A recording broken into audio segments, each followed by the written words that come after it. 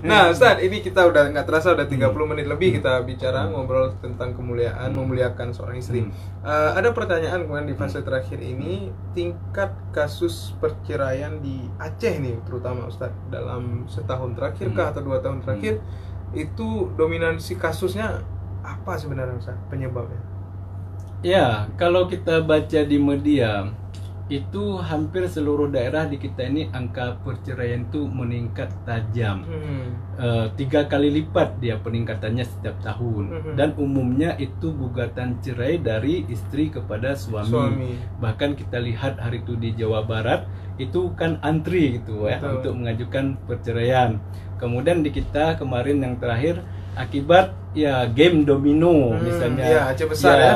Suami sibuk aja sampai yang nggak peduli dengan rumah tangga, jangankan mencari nafkah, apa yang ada di rumah itu dia habisin, dijual satu persatu gitu ya, sehingga istri sudah tidak bersabar lagi. Nah, kalau saya memandang begini dia, perceraian itu memang sesuatu yang halal, tetapi sangat dibenci oleh Allah. Itu dianggap solusi terakhir ketika semua opsi yang kita tempuh itu mengalami kebuntuan. Misalnya kita punya masalah besar, tetapi kita hanya memendam sendiri, tidak pernah melibatkan keluarga terdekat, misalnya Yahwa kita gitu, misalnya Wawa, atau orang yang paling berpengaruh dalam keluarga itu yang disegani misalnya kan. Kemudian ini juga tidak berhasil, kemudian memang kalau itu masih dipertahankan, maka akan menimbulkan mudarat besar bagi pasangan ini, tidak bahagia dia. Maka jalan yang terakhir mungkin dengan pisah seperti ini akan memberikan nanti suasana baru lah, supaya ada mungkin kehidupan yang lebih baik gitu. Nah, kemudian mengenai hal yang semacam ini tadi, itu banyak akibat suami kurang bertanggung jawab. Kemudian suami menikah lagi diam-diam. Nah, ini kan bentuk-bentuk dari pengkhianatan. Kemudian ya tidak bertanggung jawab tadi. Padahal kita dulu ketika awal melamar dia, orang yang paling hebat di kampung itu tokoh, dan kita bawa untuk meyakinkan keluarganya bahwa kita orang baik supaya bisa menerima lamaran kita. Tetapi kenyataannya setelah 1 tahun, 2 tahun bersama kita menjadi pasangan hidup, kita berkhianat dan tidak bertanggung jawab, tidak mau menafkahinya, dan butuh hanya ketika ya istilahnya memang kita berharap gitu ya, pada kondisi tertentu saja yang kita inginkan. Ini yang tidak baik. Berarti kita sebagai suami telah melupakan kewajiban kita, itu tanggung jawab nafkah. Dan tadi ya tidak ada kesetiaan. Padahal arti dari rahmah itu kan kasih sayang. Betul. Memberdayakan sesuatu yang tidak berdaya. Artinya itu adalah pengorbanan. Artinya apa? Bahwa dalam rumah tangga itu yang diharapkan adalah berkorban. Misalnya suami, dia meskipun rokok sebuah kebutuhan dia, tetapi karena cintanya dia dengan pasangan hidupnya, takut nanti sakit dan melarat dan lain sebagainya, dia tinggalkan itu.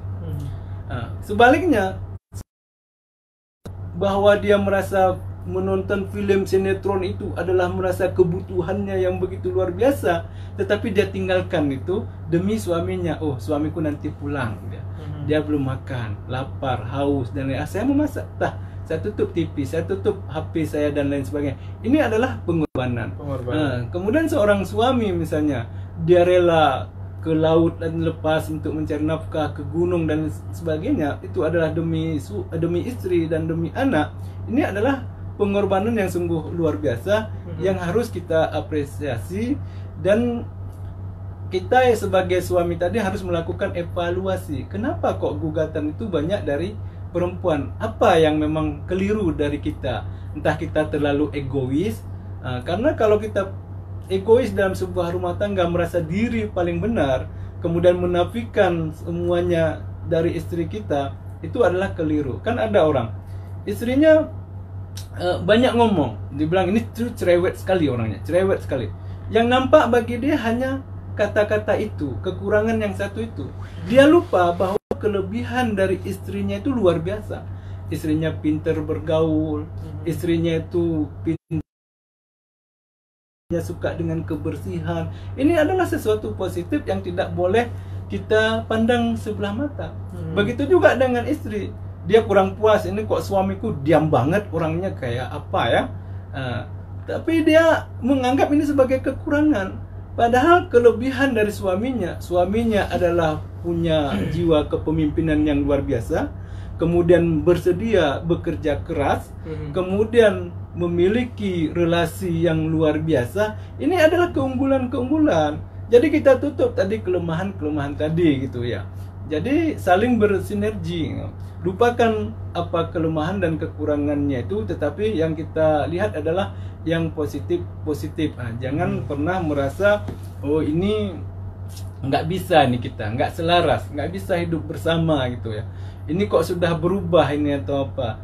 Ini nggak bisa. Tetapi adalah bagaimana ya dengan kekurangan yang ada, kemudian itu semua kita nafikan, kemudian kita ini kan untuk yang kebaikan, itu saya kira ya sangat positif. Kan dalam Al-Quran itu kan ini kita benci dengan sesuatu, asa antakrahu syai'an. Kamu ya benci terhadap sesuatu, tetapi Allah menjadikan di dalamnya kebaikan yang luar biasa. Kemudian yang banyak dikeluhkan oleh perempuan ini, suami melakukan KDRT. Ini kasus-kasus juga saya jumpai di lapangan. Itu kan sayang sekali. Bertengkar suami istri ini dipukul sehingga istri ini pendengarannya menjadi tidak berfungsi. Kemudian ini tubuhnya semuanya memar dan lain sebagainya. Ini kalau kita bergulat, kalau kita ini itu bukan pasangan hidup kita, lawan kita, bukan gitu ya. Dan semarah apapun kita, nggak boleh kita melakukan kekerasan terhadap istri, nggak boleh kita misalnya ngomong apalagi bahasa burung, semua sumpah serapah itu keluar. Itu sungguh menyakitkan secara psikis gitu ya. Dan ini akan teringat dia di masa ini kapanpun gitu ya, walaupun sudah baik dan ini sebagainya, cuman akan trauma gitu ya. Makanya semarah apapun kita lebih bagus diam. Dan kalau kita punya masalah, jangan pergi ke bar, jangan pergi ke warung malam, kopi ya, ke yang lain, tetapi pergilah dengan ke masjid, ke munasah, banyak mengaji, kemudian bermohon kepada Allah. Dan ingat, jangan hanya ketika ada masalah kita ingat kepada Allah. Ini banyak saya lihat pasangan yang masih muda, yang begitu produktif, ketika ada masalah dia luar biasa, dia nangis memohon kepada Allah. Tetapi ketika pada masa normal tidak ada masalah, dia itu ya nggak seberapa, sholat 5 waktunya masih bolong dan lain sebagainya. Ini jangan. Oleh karena itu ketika kita dari awal, ketika mau memilih calon pasangan hidup itu harus kita seleksi dulu gitu. Banyak orang misalnya siap menikah tetapi tidak siap menjadi seorang suami, tidak siap menjadi seorang istri, tidak siap menjadi seorang ayah, tidak siap menjadi seorang ibu gitu. Kita harus selektif. Jangan misalnya kita terlena bahwa begitu ada penampilan yang luar biasa ini atau apa, dia pakai mobil dan ini yang terpikir bagi kita, nanti nyaman ya kalau berangkat dengan dia kemana, diantar, dijemput. Bisa jadi itu adalah mobil rental yang ingin mengelabui kita gitu. Karena ini kan semuanya sebelum menikah itu semuanya penuh dengan kepura-puraan. Ya, pura-pura semuanya bagaimana meyakinkan orang gitu ya. Jadi ada pakaiannya yang kita lihat, ini kayaknya alim sekali. Belum tentu, karena dalam Islam itu tidak bisa kita lihat ya dari penampilan, tetapi bagaimana dengan isi hatinya. Kemudian juga kita korek-korek lagi bagaimana tentang pengetahuan agamanya. Ini yang paling penting. Baik Ustadz, ada yang bertanya tadi Ustadz, kalau suami cerai istri tanpa alasan hukumnya apa? Ini yang bertanya dari Mukhalili Pulpen tak bertinta nama akun. Silakan Ustadz. Ya, ini kalau dalam Islam, meskipun perceraian itu adalah sifatnya mubah, dibolehkan ya dalam kondisi yang memang ya kondisi-kondisi tertentu ya. Tetapi ingat, dalam Islam itu harus punya alasan yang dibenarkan oleh syara. Kalau dalam Al-Quran itu alasan ada 2. Pertama itu nusuz, artinya durhaka. Tetapi kita harus lebih dalam lagi makna durhaka ini apa.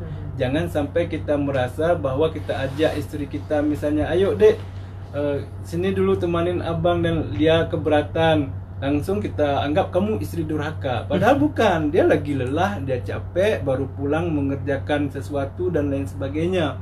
Itu nggak bisa. Atau saya suruh dek, ini masak ini atau apa ini, ya jangan. Kalau dia nggak bersedia, jangan kita anggap berarti dia nusus, bukan. Nah, itu nanti harus kita dalami lagi apa pengertian nusus atau durhaka itu. Itu sebabnya. Kemudian yang kedua itu syikok. Syikok itu adalah pertengkaran yang maha dahsyat antara suami istri dan tidak mungkin disatukan lagi. Kalaupun disatukan nanti akan timbul ya mudarat, ya masalah baru gitu. Nah, dalam hal ini ya kita harus mengambil pihak ketiga yang memang ya peduli. Di sini bisa sebagai itu tadi pihak ketiga, yaitu orang tua kita atau juga mungkin aparat kampung atau juga penegak hukum dan lain sebagainya. Itu adalah syarat untuk bercerai. Kalau dalam undang-undang perkawinan kan lebih banyak lagi, ada 6. Malahan kalau dalam kompilasi hukum Islam sampai 8 misalnya, sampai poin suami melanggar ta'liq talak dan pindah agama. Nah, kalau menurut hadis, sekiranya suami menceraikan istri atau istri meminta bercerai dari suami tanpa alasan yang sah, maka itu disebutkan tidak akan mencium bau surga, atau tidak akan masuk surga. Artinya itu adalah sesuatu yang tidak baik gitu ya. Harus punya alasan, atas dasar apa. Kalau misalnya dia menurut kita sudah tidak bisa bersama kita lagi, ya apa gitu ya. Mungkin harus ada alasan, harus ada alasan. Apa solusi? Oh, dia kita lihat banyak berubah, kayaknya ada sudah dengan orang lain dan sebagainya gitu. Ini harus kita beritahu. Kemudian yang ngomong dari hati ke hati gitu. Nggak sanggup kita seskan berdua, mungkin bisa melalui fasilitator. Ada kawan kan udah banyak sekarang konseling, dan juga untuk konsultan keluarga. Harus ada alasan. Apakah misalnya kayak tadi tiba-tiba suami kawin lagi tapi diam-diam sehingga istri tidak rela dan merasa dikhianati, itu contoh. Atau selama ini suami tidak memberikan nafkah kepada istri. Tetapi kalau itu ya kan harus dalam berapa lama ya. Jangan baru sehari 2 hari sudah kita langsung mengatakan bahwa suami kita tidak bertanggung jawab dan abai terhadap nafkah. Tetapi harus semuanya dengan ya pertimbangan. Kemudian kalau memang itu membuat kita cukup melarat, kemudian bercerai pun harus di depan pengadilan. Pengadilan itu fungsinya adalah, karena kalau kita bercerai misalnya di rumah seperti ini tidak ada orang menyaksikan, maka itu kerugian bagi kita, tidak akan terlindungi hak-hak kita sebagai warga negara. Kapan mulai masa iddah, kemudian ketika ada orang yang mau melamar, kita statusnya janda atau perawan ini gitu. Ada yang bilang janda, dia masih istri sipolan ya. Jadi nggak pernah bisa kita normal lagi itu. Makanya semuanya harus jelas, di lembaga resmi ya, supaya statusnya menjadi jelas gitu ya.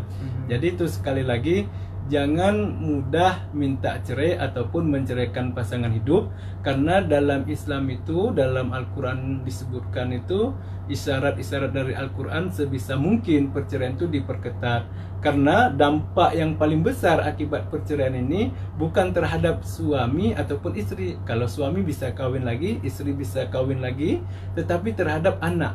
Anak akan terganggu psikologisnya. Betul. Dia akan kehilangan sosok ayah, kehilangan sosok ibu, atau figur yang misalnya memberikan kasih sayang gitu. Tidak sedikit kita temukan di lapangan kasus orang terjebak narkoba, pergaulan bebas, kemudian dia masih kecil sudah merokok dan lain sebagainya. Itu karena dia mencari pelampiasan, karena ya tidak bingung dia, misalnya tidak ada ayah atau tidak ada ibu, misalnya broken home, maaf ini ya. Tetapi sekali lagi ya ini kalau memang ya tidak ada kebutuhan untuk itu, tetapi kalau memang merasa itulah kebaikan bersama kelak dan diyakini insya Allah akan baik-baik aja demi kemaslahatan keluarga, ya itu ya menjadi pertimbangan tersendiri gitu ya. Tetapi kalau memang tanpa alasan, itu sangat dicela dalam Islam itu sendiri gitu ya. Baik, Syederalun, tak terasa udah 1 jam ya. Kita berbicara 1 jam kurang 7 menit di Serambi Podcast hari ini. Dapat kita tarik kesimpulan bahwa memang perempuan itu harus dimuliakan dari hal-hal kecil seperti yang sudah disampaikan oleh Ustadz Agustin tadi.